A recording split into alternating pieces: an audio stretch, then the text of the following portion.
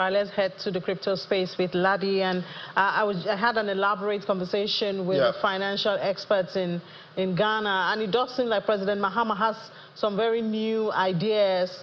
We don't know, I mean... Yeah, it's all about Solana. Yes. It's endorsing Solana. Yes. We see the platform. Yeah, I mean, out of nowhere, Ghana is endorsing a cryptocurrency. Yeah. I wonder how that Things are happening, countries and cryptocurrency. But let's breeze through.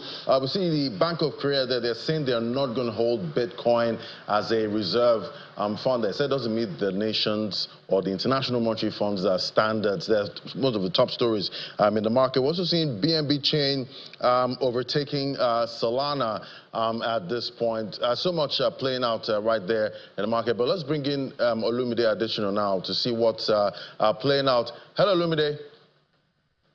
Good afternoon. Thanks for having me. Good afternoon, Olumide. So we're seeing some top news there.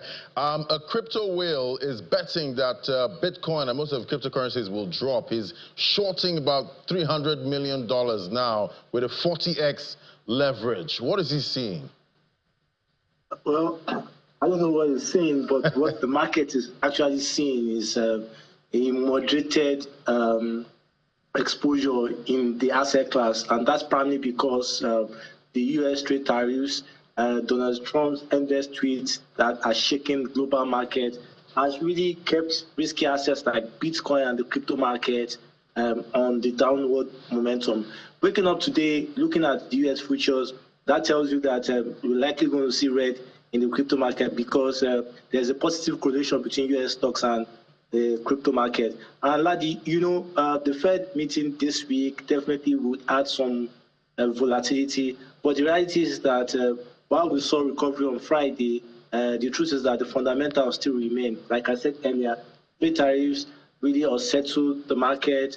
Solana's governance proposal was kind of rejected, which gave Solana some kind of upside. You look at the ARC, the Bybit ARC, the rumor that most of the coins Ethereum stolen now has been converted to Bitcoin. That also has really changed the dynamics in the market because now the North Koreans now have more Bitcoin than El Salvador and countries like Buhatin that really bought it together. So people are arguing that will crypto really meet the deflationary properties, which gold is going at all-time high, while Bitcoin looks like it's closer to 75,000 support level. So now the debate is on, but the truth is that the crypto market is really suffering from liquidity inflows and also the fact that investors really are not looking at that market. Right, and even though they're not looking, we're seeing green on the screen at this point. But with all you've mentioned now, with the tariff wars and gold hitting the $3,000 level, is it time to just exit risk assets?